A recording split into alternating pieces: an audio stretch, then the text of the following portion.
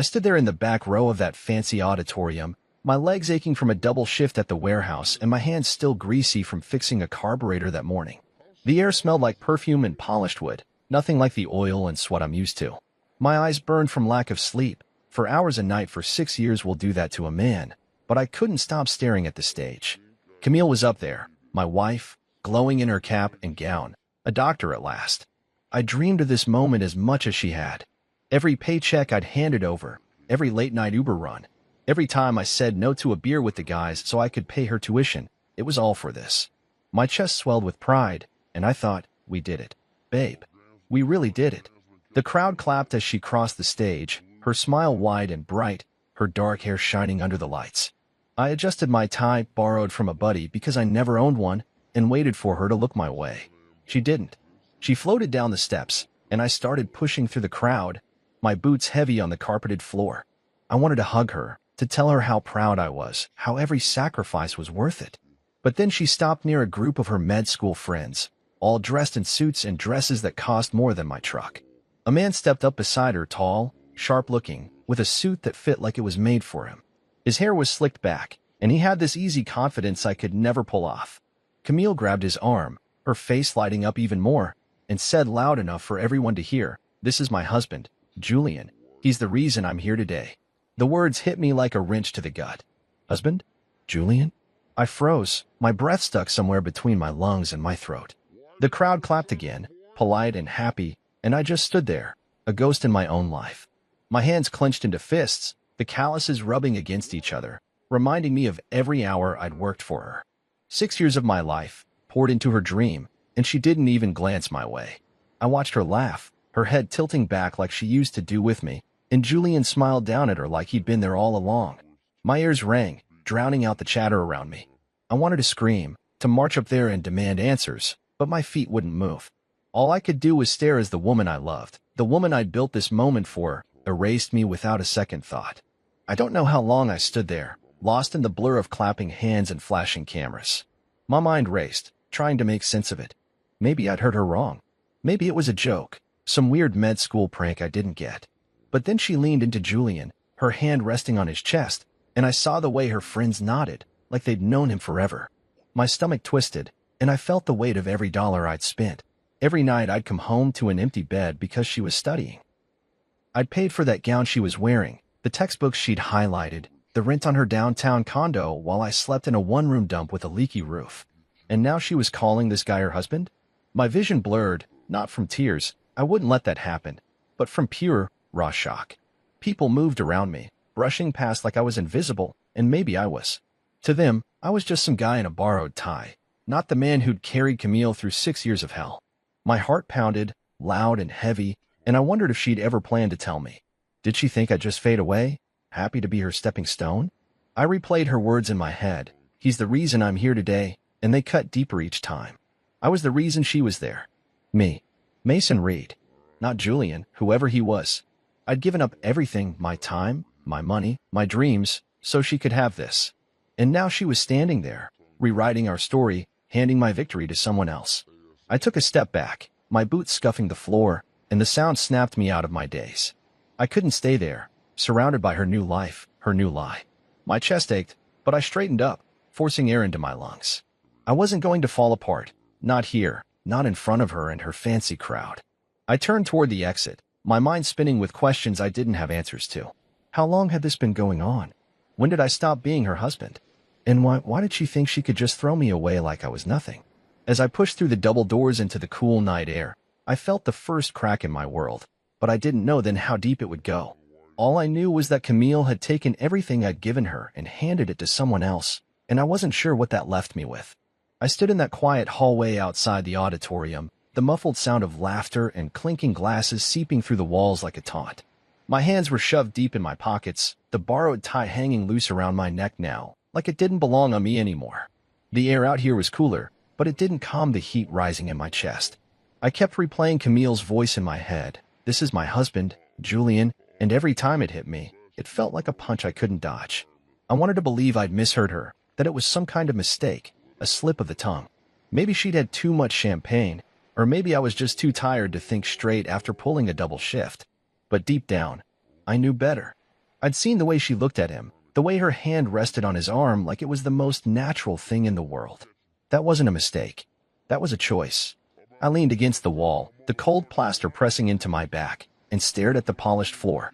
My boots looked out of place here, scuffed and worn next to the shiny tiles. I tried to piece it together. When did this happen? How long had she been calling this Julian guy her husband? My mind raced back through the last 6 years, searching for clues I'd missed. I'd been so busy working, fixing cars, loading boxes, driving strangers around town that I hadn't noticed her slipping away.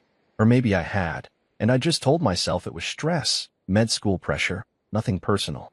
I'd been a fool, hadn't I? A fool who thought love was enough to keep us together, even when she started spending more nights at the library than at home, even when her calls got shorter and her smiles got rare. The auditorium doors swung open, and a burst of noise spilled out, cheers, chatter, the kind of happiness I wasn't part of. I straightened up, wiping my palms on my pants, and that's when I saw Sadie, Camille's little sister, rushing toward me. Her eyes were wide, her face pale like she'd just seen a ghost. "Mason," she said, her voice shaky. "What are you doing out here?" Did you hear what she said? I nodded, slow and heavy, not trusting myself to speak yet. Sadie's mouth opened, then closed, like she didn't know what to say either. She glanced back toward the crowd, where Camille was still laughing with her friends, Julian at her side. "I don't understand," Sadie whispered, stepping closer. "She told me you were coming tonight. She said you'd be here for her." I swallowed hard, my throat tight. "Guess she forgot to mention the part where I'm not her husband anymore," I said, my voice rougher than I meant it to be. Sadie's eyes darted between me and the auditorium, and I could see her trying to make sense of it. Same as me. She'd always been a good kid, 22 now, but still the same sweet girl who'd crashed on our couch when she needed a break from their mom. She'd seen me pay the bills, cook the dinners, keep the lights on while Camille studied. She knew the truth. "I'll talk to her," Sadie said, turning like she was about to march back in there. I grabbed her arm, gentle but firm. "Don't," I said. "Let her have her moment. I just need to know what's real." Before Sadie could argue, I heard Camille's voice again, louder this time, drifting out as the doors opened for someone else. "Mason?" "Oh, he's just a friend who helped me out when times were tough," she said, casual as if she were talking about borrowing a pen. My stomach dropped, and Sadie's head whipped around, her jaw tight. "A friend," she muttered, looking at me like she couldn't believe it either. I forced a shrug, even though it felt like my chest was caving in. "Guess that's what I am now," I said, trying to keep my voice steady. But inside, I was breaking. 6 years of my life, reduced to just a friend. Every late night, every skip meal, every time I told her, "You've got this, babe," it was all nothing to her now. I peeked through the crack in the door, watching her. She was surrounded by her med school crew, smart, polished people who probably never had grease under their nails. Julian stood there, smirking like he owned the room, and next to him was a woman in a white coat, older, with sharp eyes, probably Dr. Simone Arnett, Camille's big shot mentor. They were all nodding, smiling, eating up her story. And then there was me, out here in the hallway, invisible. Sadie grabbed my hand, squeezing it tight. "She's wrong, Mason. You're not just a friend. You're everything she's not saying." Her voice cracked, and I could tell she was mad at Camille, mad at the lie.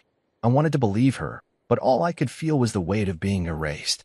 I let go of Sadie's hand and stepped back, my head spinning. "I need air," I said, turning toward the exit.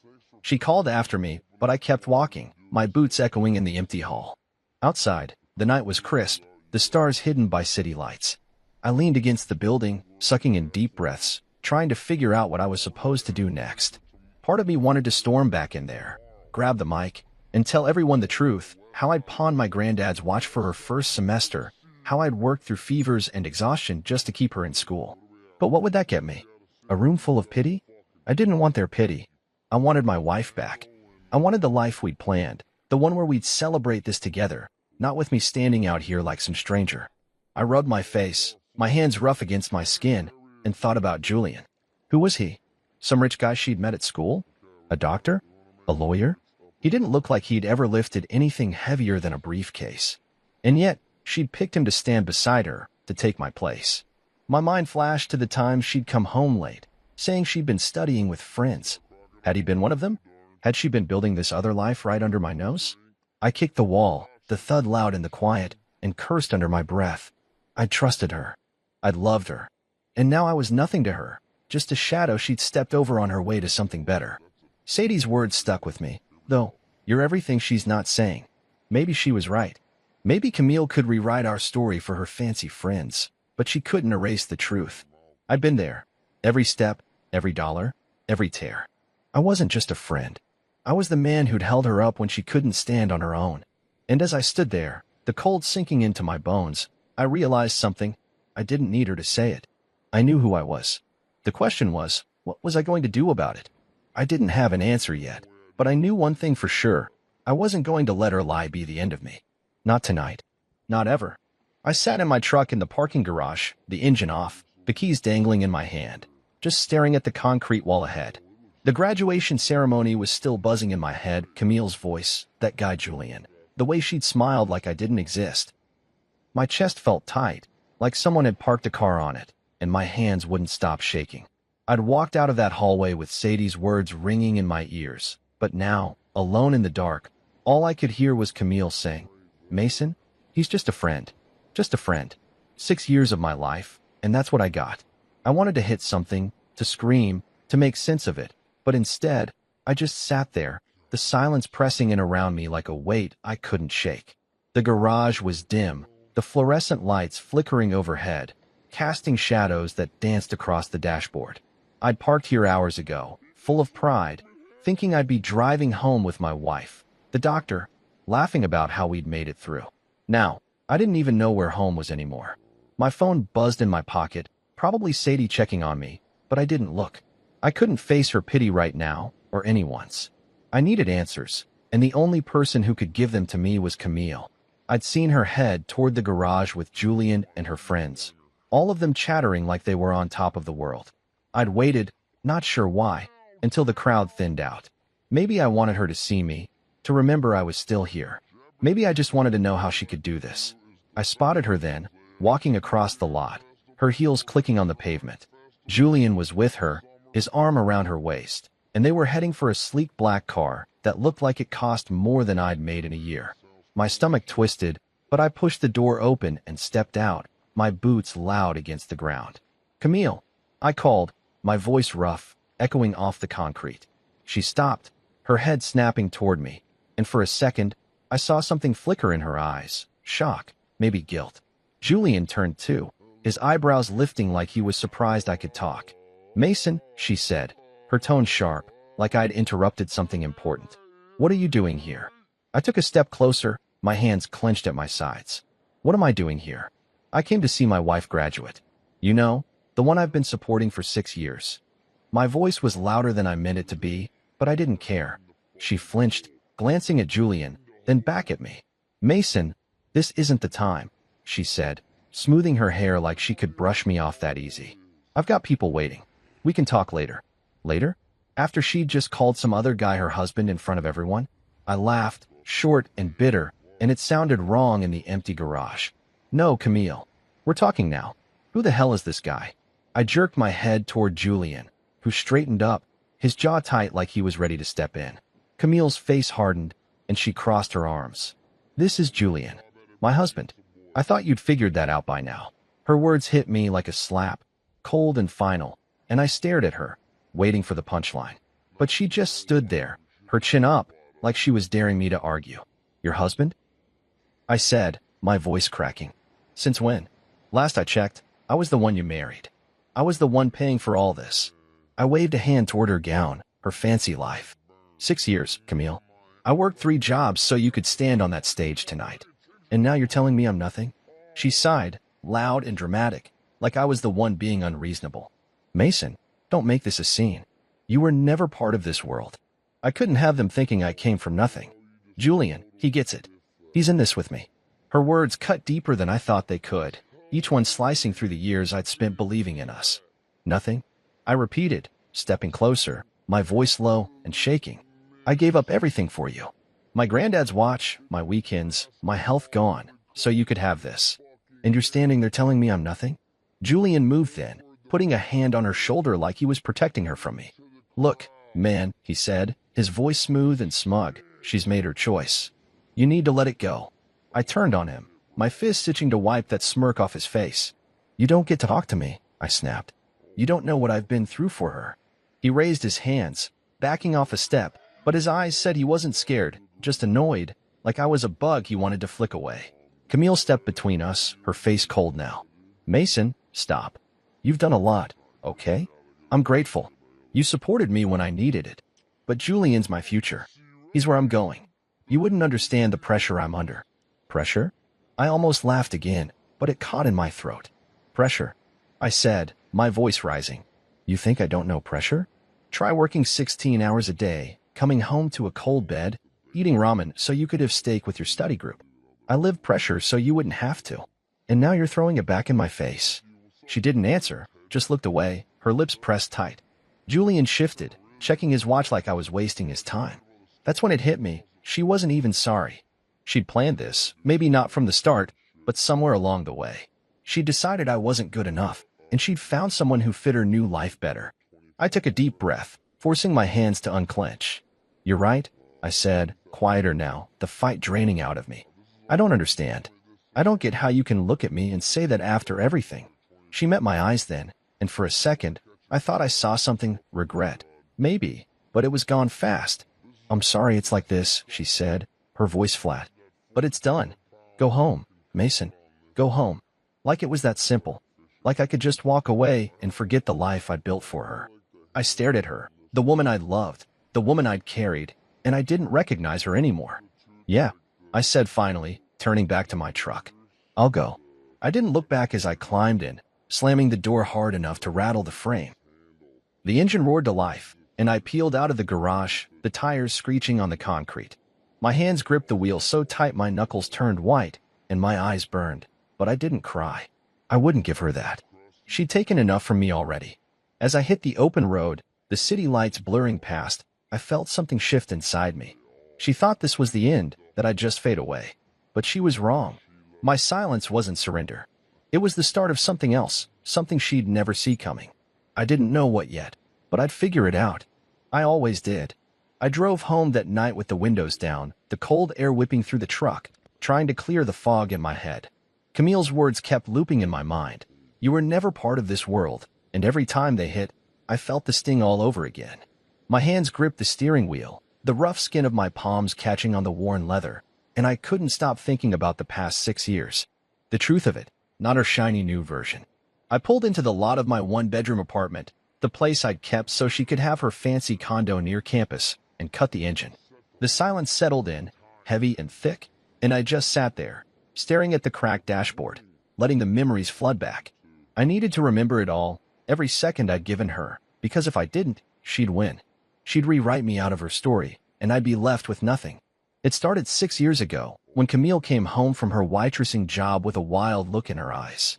Mason, she'd said, dropping her apron on the couch, I want to be a doctor. I know it's crazy, but I can do it. I'd laughed at first, thinking she was joking, but she wasn't. She had this fire in her, this dream she'd buried under years of late shifts and bad tips. I saw how much it meant to her, and I loved her for it. So I said, okay, babe, let's make it happen. I didn't know then what it'd cost me, but I'd have said yes anyway. That's what you do when you love someone. You jump in, even if the water's deep. We sat up all night, figuring it out. She'd need to quit her job, go back to school, take the hard classes first. And money, God, the money. Tuition, books, rent near the university. I told her I'd handle it. I'd make it work. The first semester was the toughest. I was still just a mechanic then, pulling decent hours, but it wasn't enough. I remember the day I took my granddad's watch to the pawn shop, a beat-up old thing he'd worn every day of his life. It wasn't worth much, maybe a couple $100, but it was all I had left of him. The guy behind the counter slid the cash over, and I felt a lump in my throat as I walked out. I didn't tell Camille where the money came from, just handed her the check for her first tuition payment and said, "You're on your way, babe."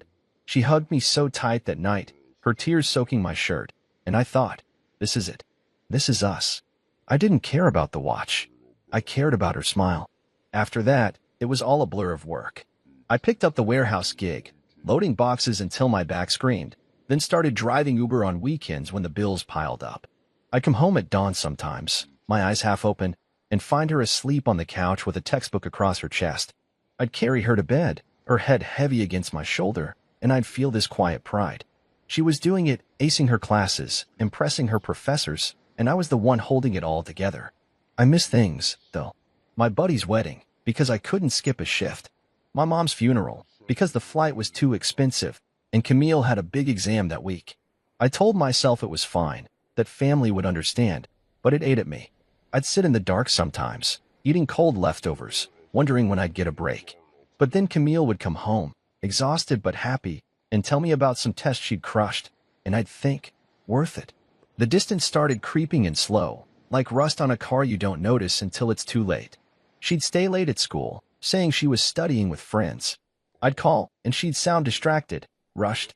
"I'm fine, Mason, just busy," she'd say, and I'd let it go. Friends warned me, guys at the shop, my sister, even Sadie once. "She's changing, man," they'd say. "You sure she's still in this?" I'd brush them off. "She's stressed," I'd tell them. "Med school's hard. She needs me to keep it steady." I believed it because I had to. Love made me blind, I guess. I'd see her come home in new clothes, nice stuff I didn't buy, and she'd say it was a gift from a classmate. I'd nod, too tired to push, and keep working. Always working.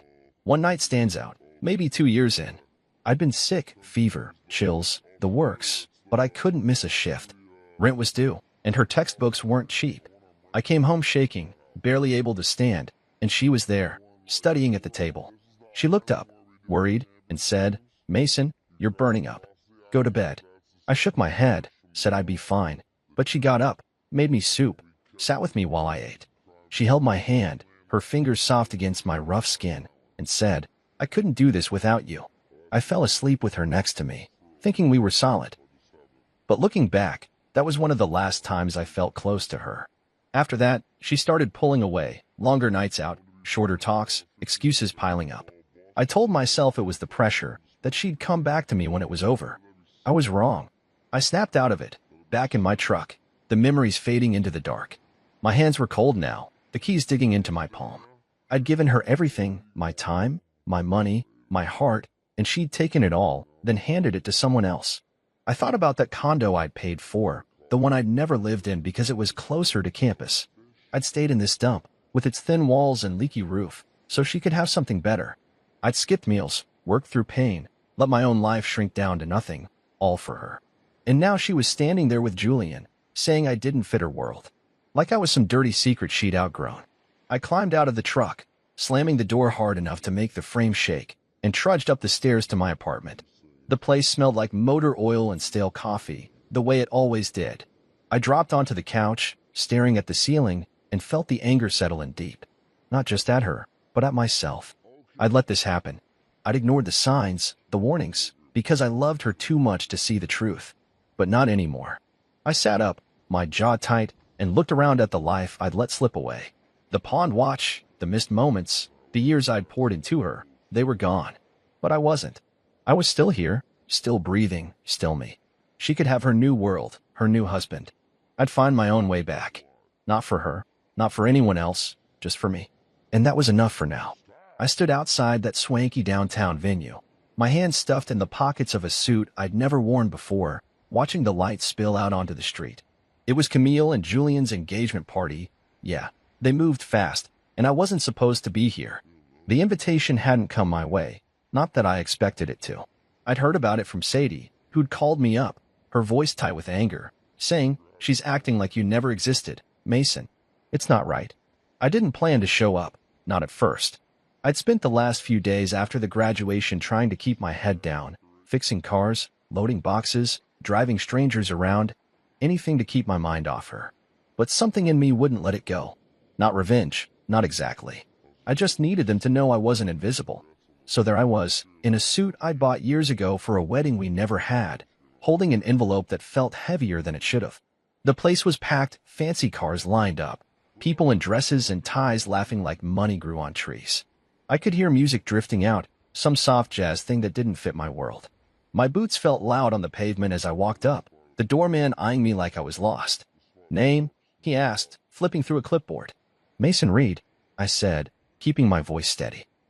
He frowned, scanning the list, then shook his head. "You're not on here." I nodded, like I'd expected that, and said, "I won't be long. Just dropping something off." He hesitated. then shrugged and waved me in. I guess I didn't look like trouble. Not yet, anyway. Inside, it was all gold and glass, chandeliers sparkling overhead, waiters weaving through with trays of tiny food I couldn't name. I spotted Camille right away, glowing in a white dress that hugged her like it was made for her. Julian was next to her, his arm around her waist, talking to some older couple who looked like they owned half the city. His parents, probably. Her med school friends were there too, clinking glasses, and a couple of young guys with cameras, maybe media interns, snapping pictures. I stood by the wall for a minute, taking it in, feeling the weight of that envelope in my hand. It wasn't anger driving me now. It was something quieter, something I couldn't name. I just knew I had to do this. I started across the room, my steps slow but sure, and I saw Camille's head turn. Her eyes locked on mine, and her smile faltered, just for a second. She whispered something to Julian, who glanced my way, his face tightening. I didn't stop. People parted around me, their chatter fading as they noticed something was off. I reached the little stage where a mic stood, probably for speeches later, and I stepped up, tapping it once. The sound cut through the room, sharp and loud, and every head turned. Camille's face went pale, and Julian took a step forward, like he might stop me. Too late. I pulled the envelope out and held it up, my voice calm but firm. Evening, everyone. I'm Mason Reed. You don't know me, but I've got a story to tell. I opened the envelope and slid out the papers, bank statements, tuition receipts, a spreadsheet I'd spent hours putting together. 6 years ago, I said, looking out at the crowd, my wife, Camille, decided she wanted to be a doctor. I told her I'd make it happen. And I did. I held up the first sheet. This is every dollar I paid. $220,000 and change. Textbooks, rent, tuition. I worked 3 jobs: mechanic, warehouse loader, Uber driver. I pawned my granddad's watch, skipped meals, missed my mom's funeral, all so she could stand here tonight. The room was dead quiet now, just the hum of the mic and the rustle of paper. I glanced at Camille. She was frozen, her hands clenched, and kept going. I didn't do it for thanks. I did it because I loved her. But a few days ago, at her graduation, she introduced this guy. I nodded at Julian, as her husband. Said I was just a friend who helped out. So I figured you all deserve the truth.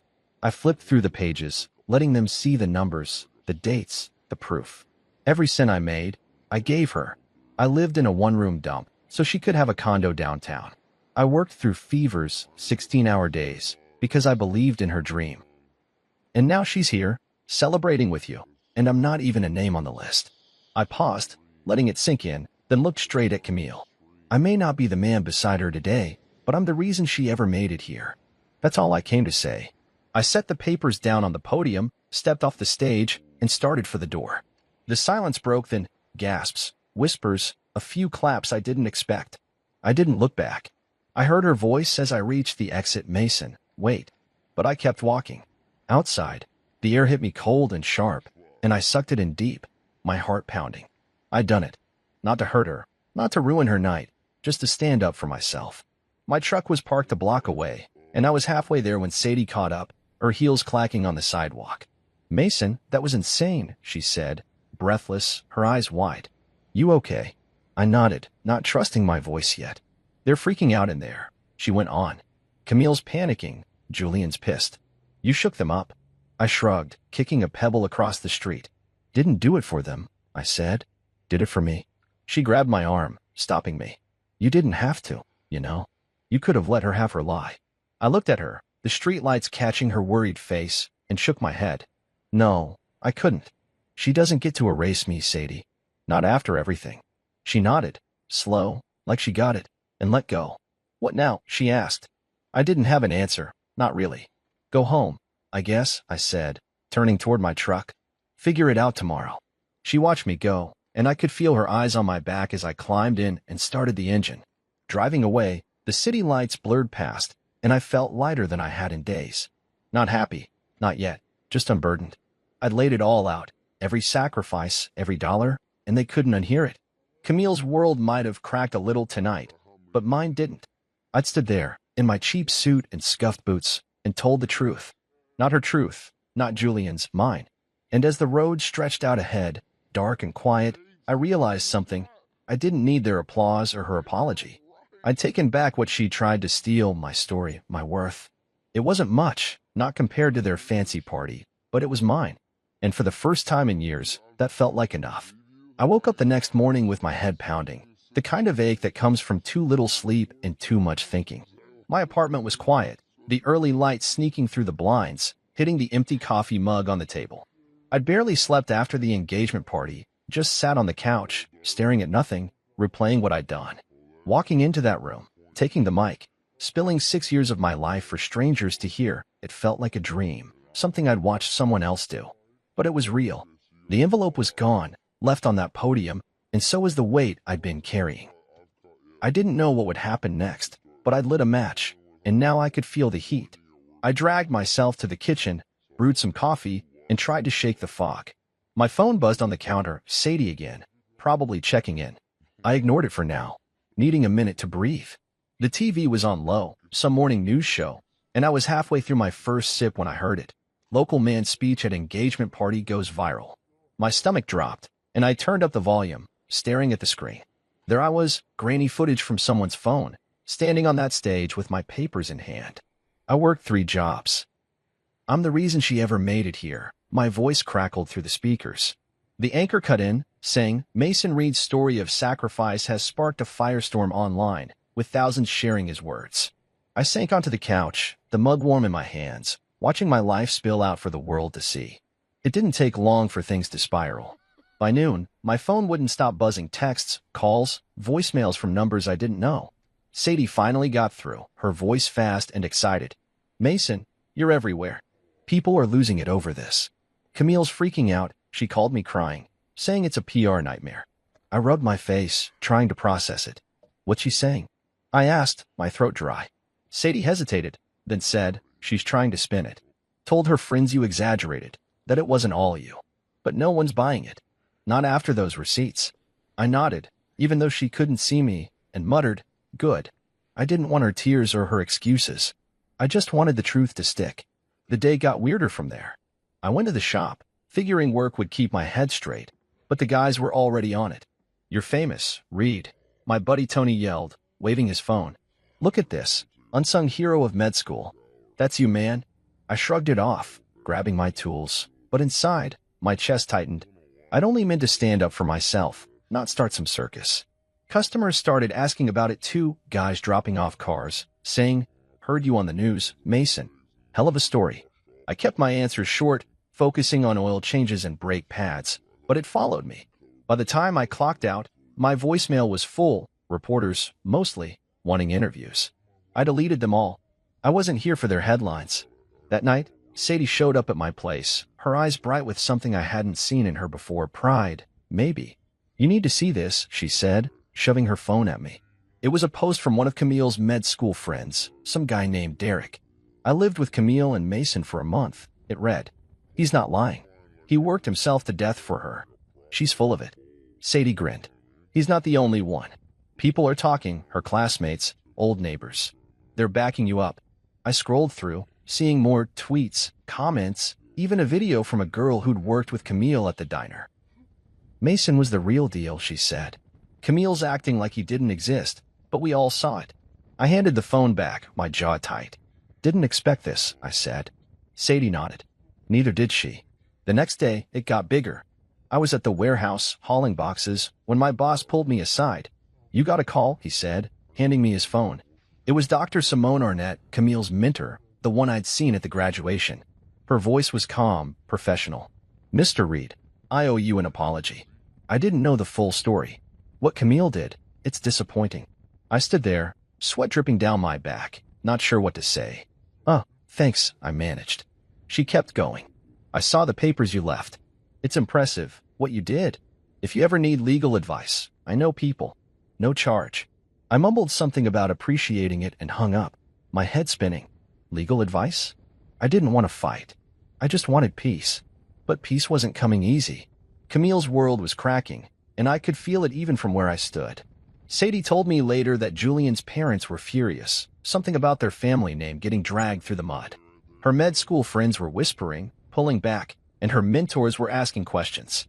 I didn't care about ruining her, but I wasn't sorry either. She'd built her castle on my back, then kicked me out the gate. Now the walls were shaking, and she had no one to blame but herself. I kept waiting for the anger to hit me again, but it didn't.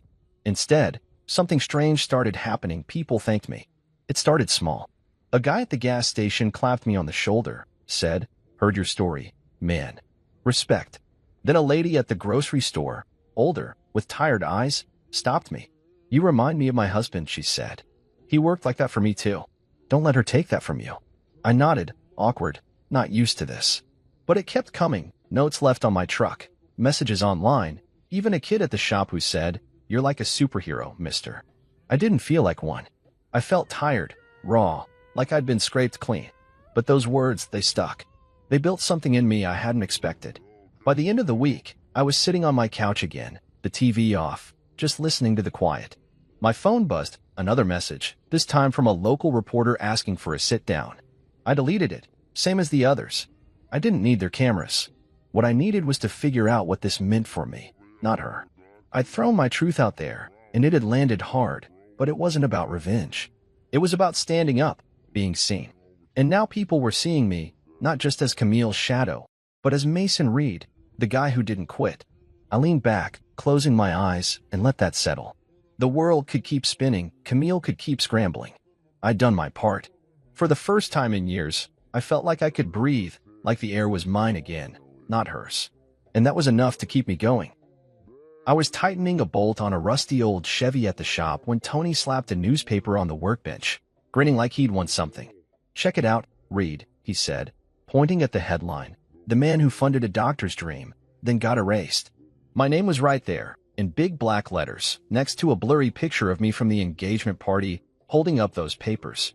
I wiped my hands on a rag, my stomach doing a flip, and picked it up. Local mechanic Mason Reed's story of sacrifice has captured hearts. It started, and I skimmed the rest, words like inspiration and resilience jumping out at me. I tossed it back on the bench, shaking my head. "Didn't ask for this," I muttered, but Tony just laughed. "Too late, man. You're a hero now." I didn't feel like a hero. I felt exposed, like someone had ripped open my life and put it on display.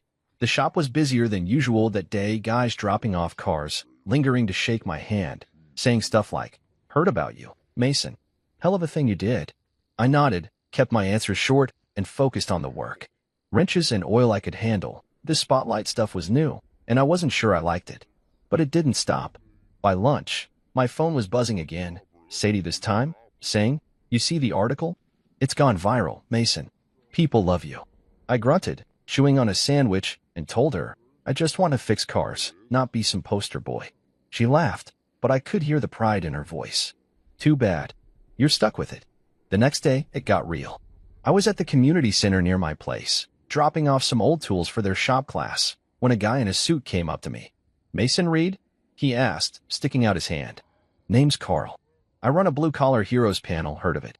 I hadn't, but I shook his hand anyway, my grip firm from years of work. "We talk about guys like you," he said, "people who keep the world running."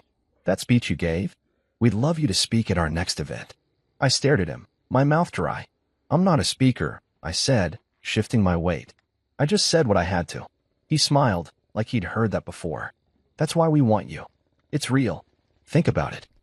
He handed me a card and walked off, leaving me standing there, the tools heavy in my hands. I thought about it all day, through my shift at the warehouse, through the Uber runs that night.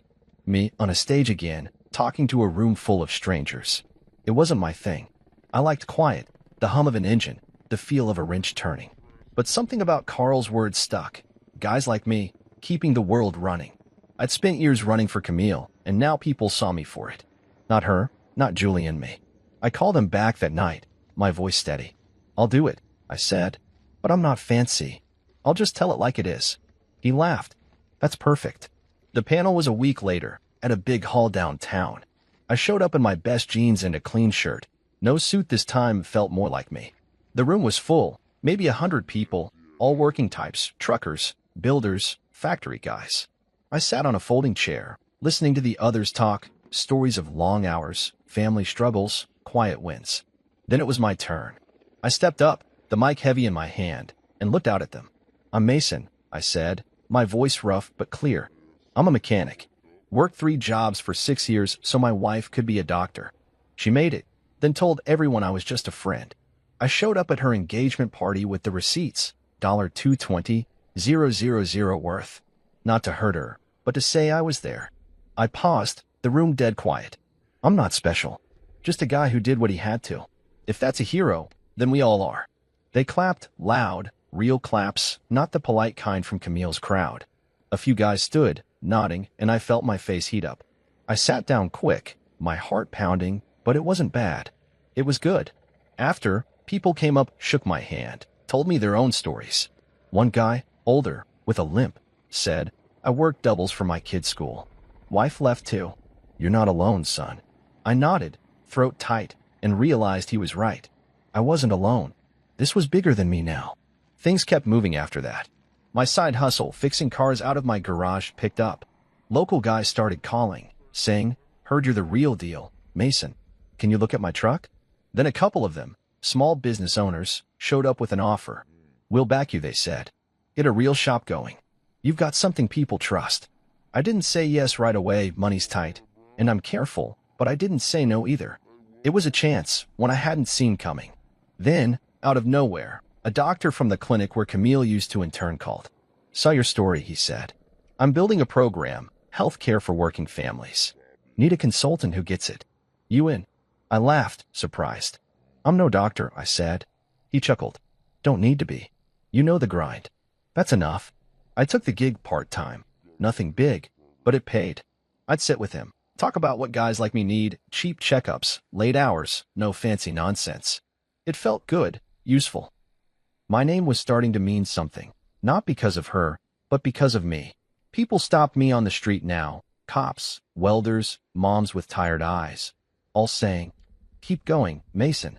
I didn't know what that meant yet, but I nodded, kept moving. The shop idea grew too. Those investors pushed, and I started sketching plans on napkins, late at night when the world was quiet. One evening, I was at the community center again, tinkering with an old engine for the kids' class, when Sadie showed up. You're different, she said, leaning on the workbench. Calmer, stronger. I shrugged, wiping grease off my hands. Maybe, I said, just figuring it out. She smiled soft. They're calling you a blue-collar legend online. Camille hates it. I snorted, shaking my head. Let her hate it. I'm not doing this for her. Sadie nodded, and we stood there, the engine humming between us. I didn't need Camille's stage anymore. I had my own, small, rough, real. The spotlight had turned, and I wasn't running from it. I was standing in it, on my terms, and it felt like mine. For the first time in years, I wasn't just the guy behind someone else. I was Mason Reed, and that was enough. I was elbow deep in a transmission at the shop when my phone buzzed in my pocket, the third time that morning. I wiped my hands on a rag, figuring it was Sadie or maybe another reporter who wouldn't quit, and pulled it out.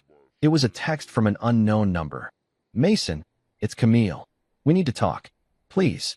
I stared at it, my thumb hovering over the screen, feeling that old ache creep up my chest. I hadn't heard from her since the engagement party, not directly, just whispers through Sadie about her scrambling to save face.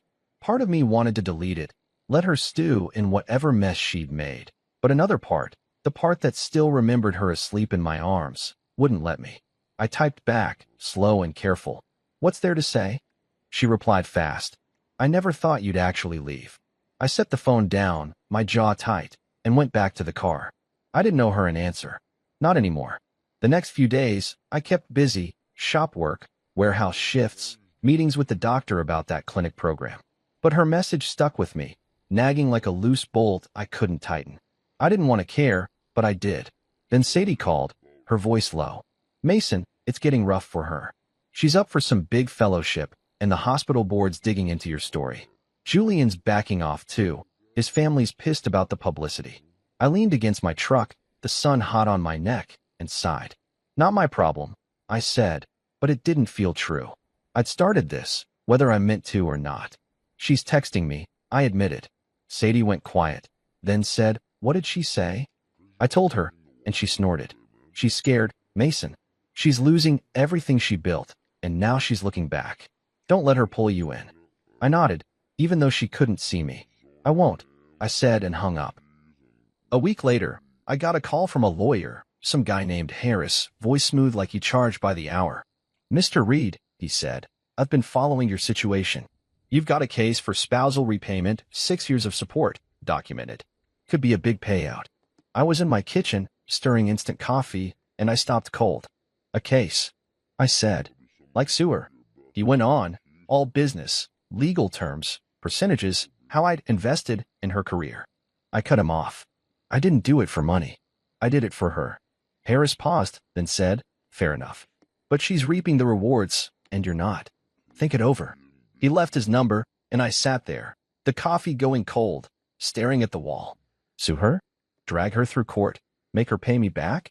It didn't sit right. She'd taken enough from me. I didn't want her debt too. Meanwhile, the world kept turning.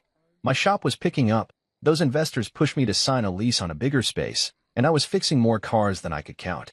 The clinic gig was steady too, real work, helping guys like me get checkups without breaking the bank. People still stopped me, said my story kept them going, and I'd nod, awkward but grateful. But Camille's reckoning was happening, and I couldn't ignore it. Sadie told me the hospital board called her in, a review meeting for that fellowship. She had to explain it all, Sadie said over the phone. Your speech, the receipts, how she played it off. They're not happy. I pictured her in some sterile room, facing suits with stern faces, and felt a twinge, not pity, not quite, but something close. She'll figure it out, I said. She's smart. Sadie huffed. Smart doesn't fix this. I heard later, through the grapevine, that Julian was gone. His parents pulled him back, didn't want their name tied to her mess. Sponsors dropped her too. Some big grant she'd been chasing fell through. I didn't cheer, didn't gloat. It wasn't my win to celebrate. I'd said my piece, and the fallout was hers to carry. But that text kept gnawing at me. I never thought you'd actually leave. Like she'd expected me to stay quiet and loyal while she built her new life. I didn't reply, didn't plan to. She'd made her choice, and I'd made mine. Still, it lingered, a loose thread I couldn't cut. One night, I was at the community center, tinkering with an old bike for the kids' class, when Sadie showed up. She's not getting the fellowship, she said, leaning on the workbench. Board's holding off, reputation concerns, they called it. I kept my eyes on the chain, adjusting it slow. She'll bounce back, I said, my voice flat. Sadie crossed her arms. Maybe, but she's alone now. Julian's out, her friends are quiet. She's feeling it. I nodded, not sure what to say. You think she deserves it? Sadie asked, her tone sharp. I set the wrench down, wiping my hands. I don't know, I said. Not my call. She'll have to carry her debt differently, not in cash, but in her head. That's worse. Sadie watched me, her eyes searching. You're not mad anymore, she said, more statement than question. I shrugged. Mad doesn't fix it. I said what I needed to. Rest is on her. She nodded, slow, and we sat there, the hum of the fluorescent lights filling the silence. I didn't hate Camille not anymore. I'd loved her once, poured everything into her, and she'd thrown it away. But that was her burden now, not mine. I'd walked away, not to destroy her, but to save myself. And I had. The lawyer called again a few days later, pushing the case. Last chance, Mason, he said. She's vulnerable now, perfect time to strike. I cut him off. No, I said, firm. I'm done fighting her. Let her live with it. He sighed, like I was a fool, and hung up. I didn't care. Money wouldn't give me back those years, wouldn't erase her words. I'd rather build something new than claw at her ruins. The shop lease was signed that week, my name on the door, Reed's Auto, in bold letters. The clinic program grew too, more families coming in, thanking me for keeping it real. I was moving forward, not looking back. That night, I sat on my couch, the TV off, just listening to the quiet. Camille's text glowed in my mind, but I didn't touch my phone. She'd never thought I'd leave because she'd never seen me, really seen me. I'd been her rock, her bank, her shadow, and she'd assumed I'd stay that way. But I wasn't that guy anymore. I was Mason Reed, mechanic, consultant, the guy who'd stood up and walked away.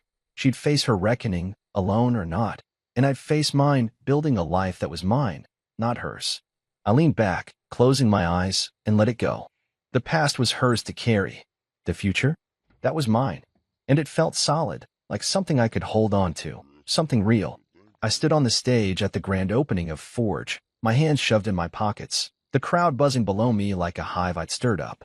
It was a year since that night in the parking garage, A year since Camille tore my world apart, and here I was, 36, still a mechanic, but something more now. The building behind me was brick and steel, nothing fancy, but it was mine. Forge wasn't just a repair shop, it was a mentorship center, a place for young guys like I'd been to learn a trade, fix a car, build a life. The sign above the door read, Forge, strength through work, and I'd picked every word myself. Local entrepreneurs flanked me, guys who'd invested after my story went viral, along with Sadie, who'd taken on the community coordinator role. I looked out at the faces, kids, parents, neighbors, and felt my chest tighten, not with nerves, but with something I hadn't felt in years, pride. The mic was in my hand, and I cleared my throat, the sound sharp over the speakers. "I'm Mason Reed," I said, my voice steady, rough from a long day. A year ago, I was working 3 jobs, trying to hold up someone else's dream. It didn't work out, but I didn't stop. This place, Forge, it's for guys who don't stop either. You don't need a degree to make something of yourself. You need grit, hands that work, and a chance. That's what we're here for. The crowd clapped, loud and real, and I stepped back, letting Sadie take over with the details, classes, schedules, all the stuff she was better at. I watched her, her dark hair bouncing as she talked, and thought about how she'd stuck by me when no one else did. She'd seen the truth back then, and now she was here, building this with me. The day was a blur after that, ribbon cutting, handshakes, kids running around the shop, touching tools like they were toys. I showed a group of them how to change a tire, my hands moving slow so they could follow, and their eyes lit up like I'd handed them gold. One kid, maybe 16, skinny with a chipped tooth, said, "You're the guy from the video, right? The one who didn't quit." I nodded, wiping grease off my fingers. "Yeah, that's me." He grinned. "Cool." I didn't feel cool, I felt tired, worn, but his words stuck. People still talked about that speech, the receipts, the way I'd walked out of Camille's life. Online, it was a legend now, but to me, it was just the day I stopped being her shadow. Later, I was in the back office, sorting through some paperwork, when Sadie came in with a letter. "Mail for you," she said, tossing it on the desk. The handwriting was familiar, Camille's, and my stomach flipped. I hadn't heard from her since that text months ago, the one I never answered. I picked it up, the paper thin in my hands, and hesitated. "You gonna read it?" Sadie asked, leaning on the doorframe. I shrugged. "Maybe." She rolled her eyes but didn't push, leaving me alone with it. I tore it open, my pulse loud in my ears, and started reading. It was long, messy, her words spilling over the page like she'd written it in a rush. "Mason," it began, "I've been trying to find the right way to say this. I'm sorry, not just for what I did, but for who I became. I lost myself in that world, and I lost you. I see it now. Everything you gave me, everything I took. I don't expect you to forgive me. I just hope you're proud of who you are." I set it down, my hands steady, and stared at the wall. Proud of who I was. I thought about that, about the years I'd spent breaking myself for her, the nights I'd come home to nothing, the way she'd erased me. And then I thought about now, the shop humming outside, the kids learning, the life I'd built from the wreckage. Yeah, I was proud. Not because of her apology, but because I'd made it here without her. I folded the letter, slid it into a drawer, and didn't write back. She didn't ask me to. She didn't ask for anything, just left it there, like a weight she needed to drop. I let her have that.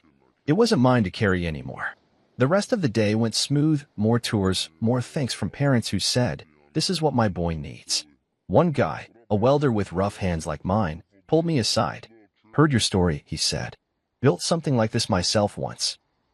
Keep it up." I nodded, grateful, and watched him go. The investors were happy too, talking expansion already, maybe a second location. I didn't say much, just listened, letting it sink in. This wasn't just a fluke. It was real, growing, mine. Sadie caught me later, grinning. "You're a natural at this," she said.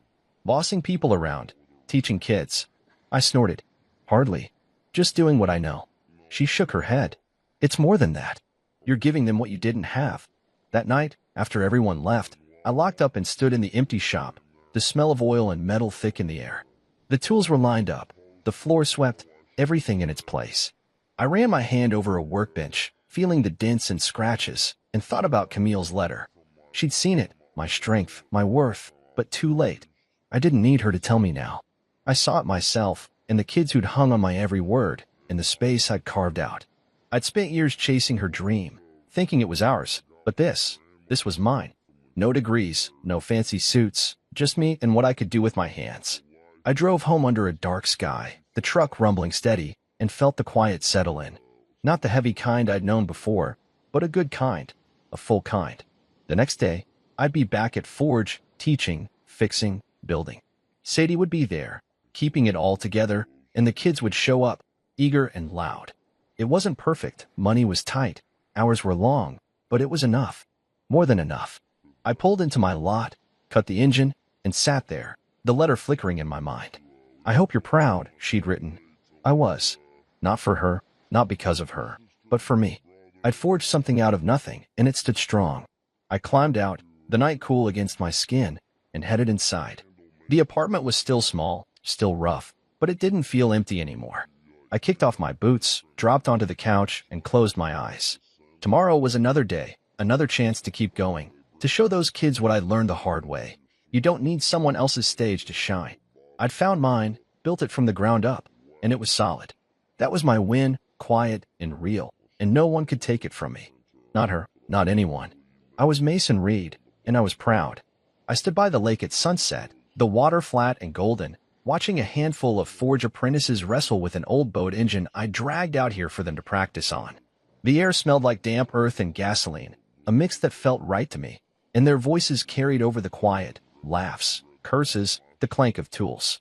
I leaned against my truck, arms crossed, letting the breeze cool the sweat on my neck. It had been a long day, teaching a morning class at Forge, fixing a busted radiator at the shop, then hauling this engine out here for the kids. But I wasn't tired, not the way I used to be. This was different. This was peace, the kind that settles deep, not from noise or crowds, but from knowing I was where I belonged. The kids were a mess, grease on their shirts, arguing over a wrench like it was a prize, but they were getting it. One of them, Jake, the skinny 16-year-old with the chipped tooth, looked up and grinned. "Think we got it, Mason," he yelled, cranking the starter. The engine sputtered, coughed, then roared to life, a rough growl that made them all cheer. I nodded, a small smile tugging at my mouth. "Not bad," I called back. "Now take it apart and do it again." They groaned, but they were laughing too, already reaching for the tools.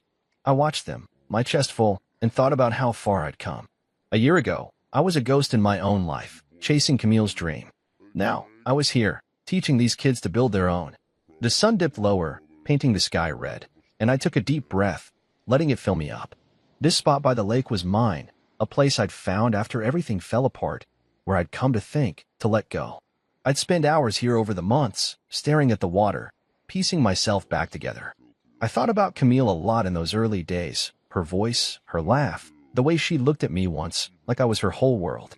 I'd loved her, hard and deep, and I'd pictured a life with her kids, a house, maybe a dog tearing up the yard. That dream was gone now, scattered like leaves on the wind, but standing here, I didn't miss it. Not anymore. I'd let it go, not with anger, but with a quiet nod to what was. I kicked a rock into the water, watching the ripples spread, and my mind drifted to her letter. It had been weeks since the Forge opening, since I'd read her words, "I hope you're proud," and tucked them away. I hadn't written back, hadn't called. She didn't need me to. She'd said her piece, and I'd taken mine. Sadie told me later that Camille was still in the city, working at a smaller hospital, no fellowship, no Julian. "She's quieter now," Sadie had said, her voice soft. "Like she's figuring it out." I'd nodded, not asking more. Camille's life was hers to live, her mistakes hers to carry. I didn't wish her ill. I never had, but I didn't any. Mine was enough. The kids finished up, the engine in pieces again, and Jake jogged over, wiping his hands on his jeans. "You coming tomorrow?" he asked, eyes bright. "We're doing breaks next, right?" I nodded. "Yeah, I'll be there. Don't be late. You're leading it." His grin widened, and he ran back to the group, yelling something about being the boss. I chuckled, shaking my head. Forge was growing. More kids signing up, more donors pitching in. The shop was steady too, Reed's Auto, a name people trusted. The clinic program kept me busy, helping families like mine had been, working folks who just needed a break. It wasn't big or loud, but it was real, and it fit me like my old boots, worn but solid. I thought about the years I'd given Camille, 6 long ones, every day a grind for her dream. I'd been the man behind the degree, the one who'd carried her to that stage. But now, standing here, I was the man behind my own name. I didn't need her validation, didn't need her to clap for me. The kids' cheers, the hum of a fixed engine, the way Sadie smiled when we locked up Forge, that was my applause. I'd built this life from the ground up, not with fancy words or a sharp suit, but with my hands, my sweat, my stubborn refusal to quit. And it was mine, every dent and scratch of it. The sky darkened, the last light fading, and I called the kids over. "Pack it up," I said, my voice carrying. "Time to head out." They grumbled, but got to it, hauling the tools into the truck bed. I helped, lifting the engine with Jake, our shoulders brushing as we worked. "You're good at this," I told him, setting it down. He shrugged, "Shy now. Learned from you." I clapped his back, not saying more. That was enough. We piled into the truck, the kids squeezed in the back, laughing and shoving, and I drove them home, the road dark and familiar. Dropping them off, I watched them scatter, Jake waving, the others yelling goodbyes, and felt that peace again, steady and warm. Back at my place, I parked and climbed the stairs, the night quiet around me. The apartment was the same, small, rough, smelling like oil, but it felt different now. Full somehow. I kicked off my boots, grabbed a beer from the fridge, and dropped onto the couch. The lake lingered in my mind. The water, the kids, the engine's roar. I thought about Camille one last time, not with pain, but with a kind of distance, like looking at an old photo you don't need to keep. She'd been my world once, and I'd given her everything. But she'd taken it and walked away, and I'd found something better.